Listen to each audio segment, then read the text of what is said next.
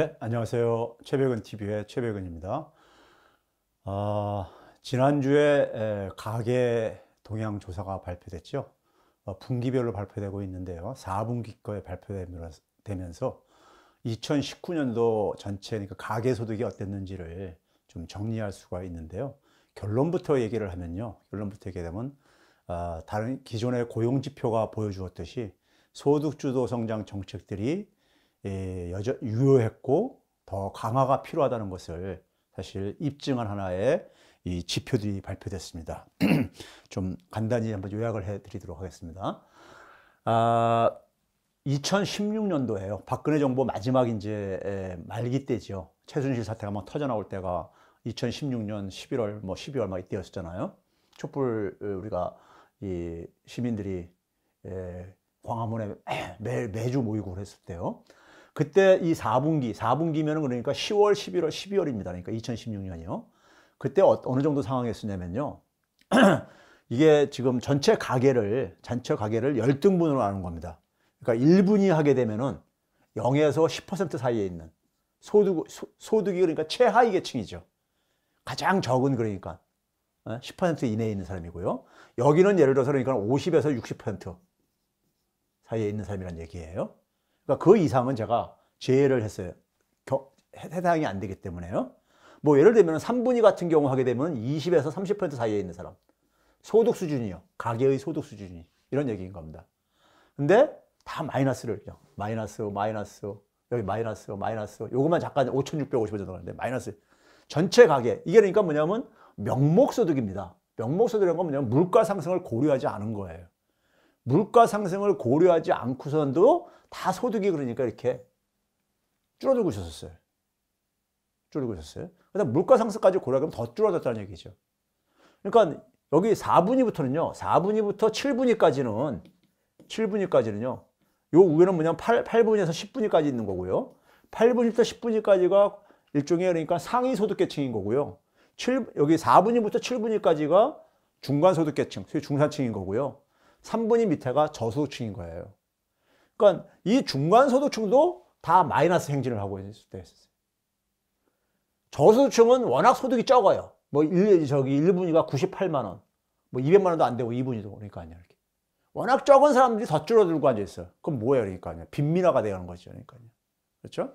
그래서 제가 중산층이 저소득층화되고 저소득층이 빈민화가 되고 있었다. 그래서 최순실 사태가 없어서도 정권을 재연정하는 건 힘들다. 왜? 중간소득층까지도 그러니까 이렇게 되면요. 돌려요. 민심이 위반됩니다. 표를 줄 수가 없죠. 살기 힘들어지니까요. 자, 그런 상황 속에서 지난해 보게 되면요. 1분기에 보게 되면요. 여기 자, 이것도요. 60%까지 해놨어요. 하위 10%가 마이너스 37,000, 한 38,000원 정도. 그 다음 10%가 마이너스 한 25,000원 정도 됐고요. 줄어들었다는 얘기죠. 그런데 3분위, 4분위, 5분위, 6분위는 플러스로 다 바뀌었어요. 플러스로요. 그러니까 하위 20%까지만 그러니까는 소득의 후퇴를 이제 막은 거예요. 그러니까요. 자, 그 다음에 2분기에 보게 되면요. 하위 10%만 1,172원, 한 1,200원 정도가 감소하고 다 플러스로 이제 반전을 했어요. 그 이후부터는요. 근데 하위 10%의 평균 가구주 연령이 얼마냐면요. 평균 가구주 연령이 68세였었어요. 여기는 68세라 이거예요. 평균 연령이, 가구주 연령이요. 이분들은 젊었을 때 재산을 축적하지 않으면요. 하는 중에서 일자리에서 68세면 되게 퇴직한 연령이잖아요. 이분들은 빈민층으로 이렇게 전락하는. 우리 빈곤 노인들. 이것 때문에 생기는 거였어요. 그리고 이것까지 포함을 해도, 여기까지 다 포함을 해도 이 64세까지 돼요. 평균 가구주 연령이 64세예요. 하위 20%는요. 그러니까 젊었을 때 재산 축적하지 않은 사람들은 대개 60살 넘어가면서부터 하위층으로 편입되어지는. 왜? 민간 시장에서 일자리 잡기 힘든 분들이잖아요. 기업에서 이분들 다 밀어내잖아요. 이미 이전에. 50대 초면 다 밀어내는데 이미 그러니까요. 그렇죠? 그러니까 굉장히 인구 구조의 변화로 인해서 과거에는 이명박 정부 때는 이게 56세뿐이 안 됐었어요. 하위. 여기 박근혜 때도 59세뿐이 안 됐어요. 60세가 안 되고 그랬었어요. 근데 고령화가 굉장히 빨리 진행되면서 이들이 그러니까는 하위 20%는 이제는 60, 한 5세 정도가 다 되는 그렇게 돼버렸다 이거예요. 자, 그런데 그럼에도 불구하고요. 3분기에 보게 되면, 지난해 3분기에 보게 되면은 하위 10%도 드디어 플러스로 44,000원 정도, 44,000원 정도 플러스로 바뀌어요. 예? 하위 10%도. 이 68세 연령층인 이 사람들도요. 왜 그렇게 된 겁니까? 기초연금 올랐잖아요. 그리고 시니어 일자리들 많이 공급을 늘리면서 그 혜택을 본 거예요. 그러니까 전 가구가 다 플러스로 반전된 거예요. 그 다음 10%가 7만원, 그 다음이 한 12만원 정도, 여기 16만원, 여기 한 18만원, 여기도 한 17만원. 다 플러스로 이렇게. 어쨌든 전년도보다 조금씩 다 증가한 거예요. 그러니까 박근혜 정부 말기 때에 비하면은, 그러니까 어떻게 됩니까? 다 이제 플러스로 이제 그러니까 전 가구가 플러스로 반전된 거예요. 네? 국민들이 뭐냐면 박근혜 때를 이때는 뭡니까? 우리는 옛날 거 기억을 못하다 보니까 2010년 4분기 저 같은 전문가나 이런 거를 기억을 하고 있지. 일반 사람들이 이거 모르잖아요. 16년도에 어떤 일이 있었는지요. 네? 근데 박근혜 정부 끝나는 해에 이랬었던 거를 지난해 그러니까 3분기부터는 전 가구가 플러스로 이렇게 반전했다 이거예요. 만들었다 이거예요. 그러면 여기다 박수를 보내줘야 되죠. 예? 자, 그 다음에 이제 4분기가 지난주에 발표됐어요. 4분기에 대해서 4분기가 굉장히 좋게 나왔어요. 좋게 나왔는데 여전히 뭐냐면 언론들은, 특히 보수 언론들은 물어뜯기에 그냥 열의를 하고 있어요. 예를 들어서 몇 가지만 제가 이렇게 소개했는데, 조선일보는 자영업자 사업소득 5분기째 감소, 2003년 통계집계 최장, 그 다음에 세금 건보료 지출이 거의 10%나 증가했다, 정부 주도 성장 여파다, 뭐 이런 식의. 동아일보는 자영업자 땅 꺼지는 한숨, 뭐 자영업자는 웁니다. 주로 이런 거예요. 그러니까 세금 이자 등으로 습격, 이 통신사인 정부 예산 지원받아서 사는 통신사조차도 세금 이자 등으로 매달 105만 원씩 빠진다. 거기다 재적 일자리가 떠받친 저소득층 소득, 뭐 이런 식으로 그냥 다. 별로 더 좋은 내용 하나도 없잖아요. 예? 언론들 이러면 안 됩니다, 진짜요. 예? 아무래도 언론이 그러니까 비판적인 역할을 한다더라도 인정할 건 인정하면서라도 비판도 해야 되는데, 제가 볼 때 쓸데없는 비판들이 있는 거예요. 자, 봐봅시다. 4분기 가계소득을 4가지 정도로 내용을 요약할 수 있어요. 첫 번째는 뭐냐면요. 전체 가구의 평균 소득이요. 얼마만큼이 증가했냐? 3.6%가 증가했어요. 1년 전에 비해서요. 자, 이게 뭘 의미하냐면요. 지난해 우리가 경제 성장률이 얼마요? 지금 현재 되는 게 2.0%였었어요. 2.0%요. 물가를 고려한 것도 3.3%가 증가했어요. 지난해요. 3.3% 증가했어요. 경제 성장률 2.0%보다 높잖아요. 가계가 성장률이 낮아진 상황 속에서도 가계는 그래도 상대적으로 혜택을 받았다는 얘기예요. 예? 그래서 상당히 우리가 선진 국가들도 3% 성장률 넘는 한 해도 없었어요. 미국도 작년에 2.3%였어요. 그러면 가계가 성장률보다 높게 소득이 증가하면은 그래도 선방한 거잖아요. 그렇죠?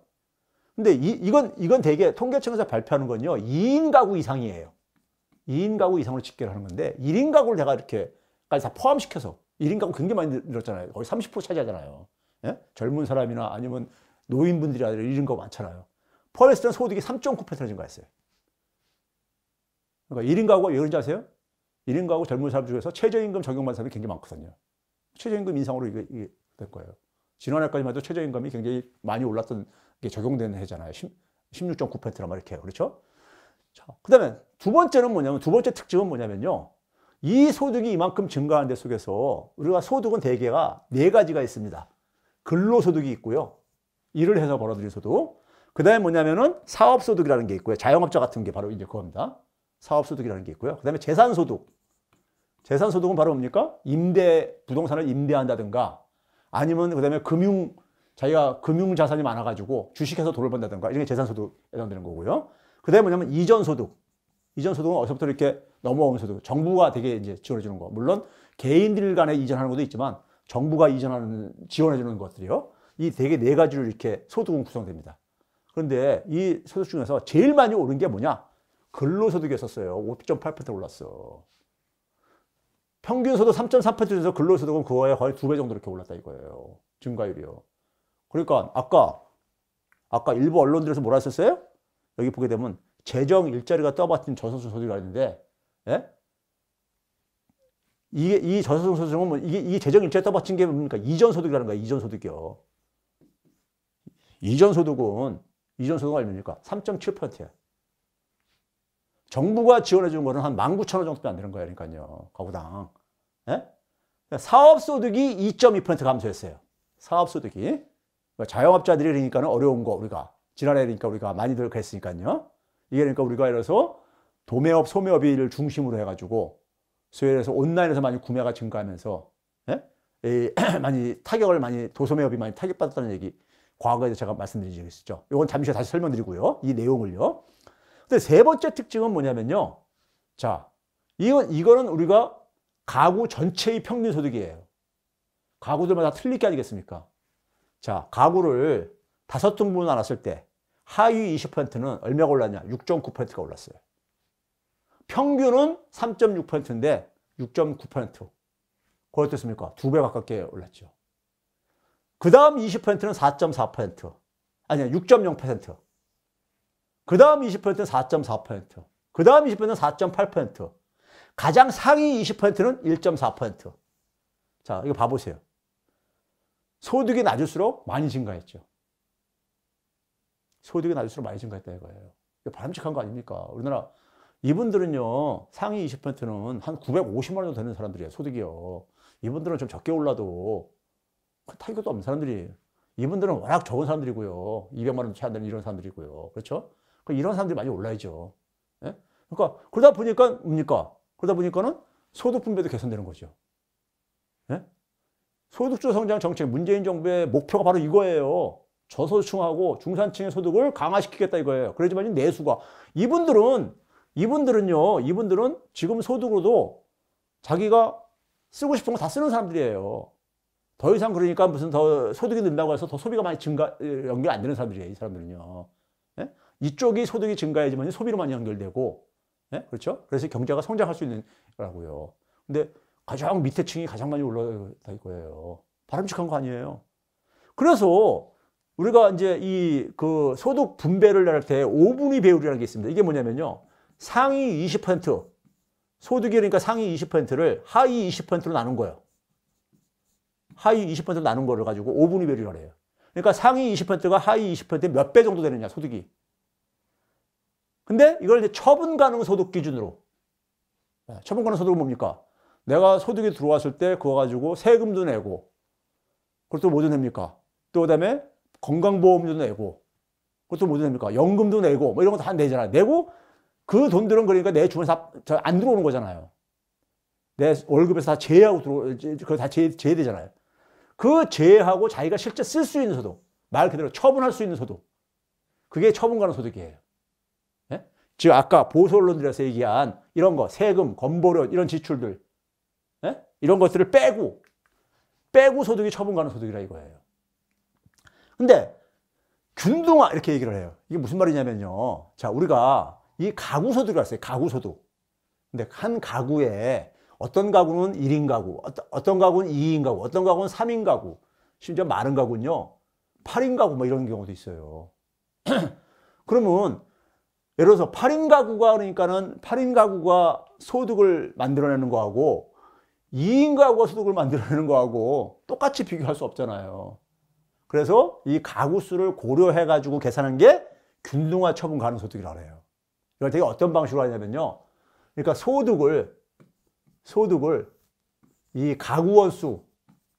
가구원수에다가 루트를 붙여가지고 되게 나눠줘요. 루트를 빼고선 그러니까 가구원수 나누는 게 아니라 왜 그러냐면요. 아무래도 가장이 버는 거하고 나머지 그러니까는 가구들이 좀 이렇게 경제활동에서 버는 거하고는 소득 차이가 있을 수가 있잖아요. 그러니까 똑같은 한 명으로 치는 게 아니라 이거예요. 그러니까요. 그래서 루트를 씌워가지고 이렇게 계산을 합니다. 이건 뭐 통계적인 기법이니까. 그래서 이걸로 우리가 이제 소득 분배를 되게 따지는데 이게 이제 그러니까 이걸 보게 되면은 1년 전에는 5.47배였었는데 5.26으로 감소했어요. 소득 분배도 개선됐어요. 그 이전까지는 소득 분배가 계속 막 최악을 달렸어요. 왜 그런지 아세요? 하위 20%가 되게 누구라 했었죠? 64세, 65세 이런 분들이, 하위 10%는 더구나 68세가 되는 이런 분들이, 이런 분들은 소득이 매해 줄어들 수밖에 없는 사람들이에요. 상위 20%는 경제성장의 혜택을 가장 많이 보는 사람들이잖아요. 잘난 사람들이잖아요. 쉽게 얘기하면. 그러니까 이건 올라가는 추세고, 이거는 그러니까는 올라가도 조금 올라간다거나 아니면 오히려 심지어 줄어들 가능성이 높은 거잖아요. 그러니까 이게 뭐냐면 인구 구조 때문에 소득 분배율이 계속 악화됐었어요. 근데 그것조차도 지금 이제 그러니까는 멈춘 거예요. 왜? 결국 이분들을 하위 20%를 이만큼이나 소득을 끌어올리니까는 하위 20%를 이만큼 끌어올리니까 당연히 이게 된 거죠. 이분들은 주로 누가 끌어올렸겠어요? 연령으로 봤을 때 정부가 끌어올린 거죠. 기초연금, 시니어 일자리, 뭐 등등으로요. 개인들 노력들도 있지만은.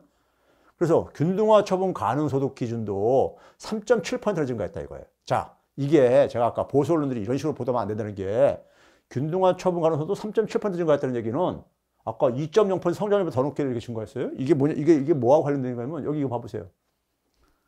세금 건보료 지출 9.8% 증가했다. 이런 얘기 나오죠. 세금 이자 등으로 매달 105만 원 빠진다. 이거 빠지고 나서도 3.7% 증가했다는 거예요, 소득이요. 소득이 증가하면 세금 더 많이 내잖아요, 당연히요. 소득 늘어나면 건강보험도 더 많이 내게 돼 있어요. 이게 다 소득 분배 기능이 있는 거기 때문에. 그렇죠? 근데 이거를 빼고선도, 이런 거 다 빼고, 세금 이자 이런 거 다 빼고선도, 그러고 나서 소득이 그러니까 이만큼 증가했다 이거예요. 감소했으면 모르겠는데. 근데 이걸 왜 이걸 저거 하냐고. 예? 제 소득이 예를 들어서 100만 원 증가하면 더 세금 더 많이 낼 수밖에 없는 거, 건강보험이 더 많이 내요. 그렇죠? 그래서 그랬을 때 이 균등화 처분 가능 소득 기준으로도 중산층하고 저소득층 중심으로 이 증가율을 보게 되면요. 그걸 보면 상위 20%가 가장 낮게 증가하고, 예? 중산층하고 저소득층이 많이 올랐어요. 예? 세금 이런 거 다 빼고선도. 근데 이걸 가지고 그러니까는 여기서 뭐냐면 세금 이자 등으로 돈이 빠지는 것만 얘기를 하고 있어요. 소득이 증가한 건 얘기 안 하고요. 예? 연합뉴스라는 데가. 여기서 마찬가지로 그러니까 이렇게 증가했다. 이렇게 증가하면 소득이 많이 증가했으니까 그 많이 낸 거죠. 근데 이거 빼고 나서도 쓸 수 있는 소득이 더 증가했으면은 그건 뭐 바람직한 거지 뭐 그래요. 예? 이게 욕먹을 이런 식으로 보도하면 안 되죠. 예?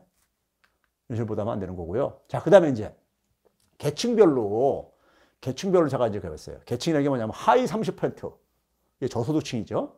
중간소득층은 뭐냐면 30에서 70에 있는 사람들, 중간에 상위 70에서 100% 있는 사람 보게 되면요. 자, 저소득층은 이만큼 증가했어요. 7.0%. 중간소득층은 4.5% 증가하고, 상위는 2.4% 증가하고. 어떻습니까? 바람직한 구조 아니에요? 소득이 이 사람들은 얼마냐면 200만 원도 안 되는 사람들이에요. 그러니까 많이 올라야지. 예? 한 가구의 소득이 200만 원도 안 되는 사람들이. 그렇죠? 이 사람들 얼마냐? 이 사람들 소득은 평균이 822만 원이에요. 이런 사람들은 그러니까 조금 올라도 그래도 가잖아요. 물론 많이 올라서 좋겠지만은. 그렇죠? 이게 바람직한 구조잖아요. 예? 소득 증가를 비슷할 때. 그 다음에 근로소득이요. 자, 우리 아까 또 이런 얘기 있었죠. 보수 언론들에서 무슨 얘기 있었습니까? 재정일자리를 써바친. 즉 뭐냐면 이전소득, 정부가 이전소득 가지고 저소득층 소득을 만들었다 그랬죠? 자, 볼까요? 자, 하위 10% 같은 경우 근로소득이 2.4% 증가했어요. 일을 해서 번 소득이요. 예? 그리고 그 다음 계층은 7.4% 증가했어. 그래서 하위 20%, 이 두 개를 묶어서 빼면 6.5% 증가했어요. 예? 이렇게. 근데 이 사람들의 이전소득 보세요. 2.4% 증가했어요. 근로소득이랑 똑같잖아요. 증가가. 예? 그리고 이 하위 20%를 전체를 보게 되면 이전소득은 37,800원 정도 증가했어요. 예? 37,800원. 그러니까 이게 여기서 보기 여기에 근로소득에 비해서 더 오히려 적게 증가했다 이거예요. 상위 20%가 오히려 그러니까 이전소득이 크게 증가했어요. 예? 이건 왜 그러냐면요. 연금 같은 게 이 사람들 연금을 많이 받는 사람들이거든요. 이 사람들은요. 그러니까요. 예? 이런 것들 많이 작용한 거예요. 예? 오히려 뭐냐면 2분위가 이전소득이 조금 감소했어요. 2분위가. 그러니까 20에서 40%인 사람들이요. 한 11,000원 정도예요. 그러니까요. 그래서 이 하위 20%에 대해서 그러니까 우리가 근로소득이, 하위 20%의 근로소득이 6.5% 증가했다 이거예요. 그러니까 하위 계층들의 소득들도 그러니까 근로소득 가지고 소득이 증가한 거지, 이전 소득 가지고 그렇게 저기 그런 게 아닌데, 그런데 이런 식으로 그러니까 재정 일자리가 떠받친 저소득층 수득, 연합뉴스가 계속 이런 식으로, 정부 지원, 예산 지원 받아줘 하면서 이런 식으로 쓰면 안 되는 거죠. 비판하는 건 좋은데 정확한 지적을 해야지. 사실이 아니잖아, 이거는요. 예? 자, 그 다음에 이제 마지막으로 이제 그러니까 우리가 자, 소득 격차가 이제 감소한 이유를 보게 되면요. 아까 앞에서도 얘기했지만은, 자, 봐보세요. 하위 20%는 아까 소득이 6.9% 증가했었어요. 한 86,000원 증가했어요. 예? 근데 이 중에서 보게 되면 근로소득이 6.5%, 사업소득이 11.6% 증가했어요. 사업소득 뭐랬죠? 자영업자 소득이야. 12%나 가깝게 증가했어요. 자, 그 다음에 이전소득은 6.5% 증가했어요. 아까 근로소득하고 똑같죠? 이거는요. 근데 사업소득보다는 훨씬 적죠. 그러니까요. 하위 20%, 제일 못 사는 사람들도, 이 정도뿐인 소득이 안 되는, 이거 되는 사람들도 이렇게 됐다 이거예요. 그러면 자, 상위 20%는 소득이 한 946만 원 정도 되는 사람이에요. 평균이. 이 사람은 소득이 1.4% 증가했어. 근데 근로소득이 3.4%, 사업소득이 마이너스 4.2%예요. 자영업자들의, 아까 그랬잖아요. 언론들이 보게 되면은 자영업자들이 그러니까 이게 보게 되면 자영업자 땅 꺼지는 한숨, 자영업자는 웁니다. 자영업자의 소득이 뭐랬어요? 아까 제가 얘기했을 때 사업소득이 2.2% 감소했다고 했잖아요. 전체 평균으로요. 이건 전체 평균이에요. 근데 상위 계층들의 사업소득이 감소한 거예요. 이 상위 계층들의 자영업자들은 되게 어떤 겁니까? 식당도 아주 큰 식당 하는 사람들, 이런 사람들. 물론 이 사람들도 좋아야죠. 좋아야 되는데, 그래도 하위 20%는 12%나 올랐다 이거예요. 이 사람들 누굽니까? 동네에서 슈퍼마켓 같은 작은 이런 거 하는 이런 분들일 거라고요. 되게. 예? 근데 이분들이 그랬을 간에 지금 버티고 있는 거예요. 어쨌든 간에. 예? 자영업이 어려움에도 불구하고. 예? 자, 이걸 외면하고 나서 자, 그래서 제가 사업소득만 제가 따로 이렇게 분류해 봤어요. 1분위가 아까 얘기했듯이, 앞에서 얘기했듯이 한 12% 증가했고, 2분위도 한 25% 증가했어요. 20분위는요. 근데 여기가 주로 감소했어요. 우회 부분들이. 예? 자영업자들 중에서도 주로 여기. 왜 그런지 아세요? 고용원이 있는 자영업자들이 주로 타격을 지난해 받았거든요. 고용원 있는 자영업자들은 대개 뭐냐면 자영업에서도 경쟁력이 있는 저들이죠. 임금을 주고 장사를 할 정도니까요. 근데 이분들은 되게 어떠냐? 가정노동력 가지고 되게 자영업하는 사람들이에요. 예? 더군다나 하위 20%는 노인네들이 주로 하는 자영업 이런 사람들이에요. 근데 이분들이 만약에 이렇게 감소하게 되면은 진짜 아주 힘든 거죠. 워낙 소득도 작은데다가 이게 감소까지 했으면요. 그렇죠? 근데 그래도 하위 부분들은 그래도 자영업이 이거 증가율로 보게 되면 굉장히 높은 증가율이잖아요. 전체 평균 소득 증가율에 비하면요. 그렇죠? 금액으로는 큰 금액이 아니라 그래도 증가율이 굉장히 그런 거잖아요.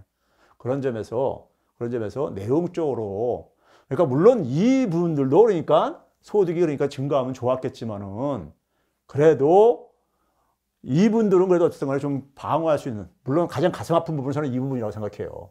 이 중간층들이, 그러니까 서민들, 중간층들 감소한 거예요. 이게 그러니까 우리가 지금 자영업의 생태 환경이 굉장히 급변하고 있단 말이에요, 지금요. 이런 결과들을 좀 이해를 해줬으면 좋겠고요.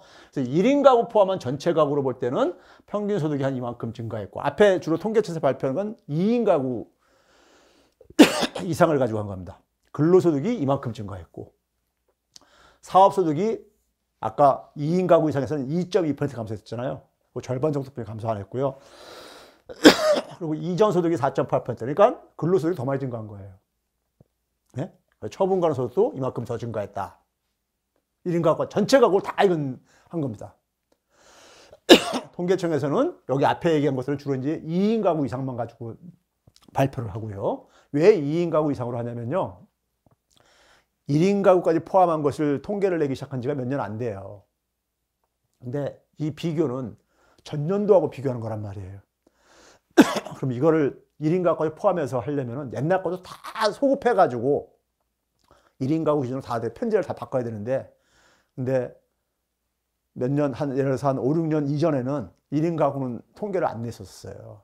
그러다 보니까는 지금 2인 가구 이상으로 좀 내면서 별도로 1인 가구를 더 추가로 이렇게 자료는 만들고 있어요.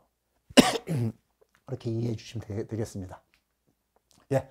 이걸로 이제 그러니까 우리가 2019년도에 가계소득이 상당히 고무적이죠. 물론 이제 여전히 해결될 부분들이 있죠. 그런데 지금 이제 코로나19 사태로 자영업이 굉장히 어려워지고 있죠. 그다음에 특히 정규직은 그나마 상대적으로 월급이 나오잖아요. 그런데 이제 프리랜서라든가 그다음에 자영업은 물론이고요. 그다음에 이제 비정규직, 일용직 이런 분들이 굉장히 지금 이제 힘들어질 테고, 그리고 올해는 더군다나 최저임금 인상률도 거의 동결 수준으로 해놨잖아요. 그래서 저는 이게 소득주도 성장 정책이 계속 드라이브를 가야 되는데 이게 멈추다 보니까 올해는 상당히 새로운 결과가 나올 가능성이 저는 있다고 그렇게 좀 생각하는 사람입니다. 자, 이걸로 마치겠습니다.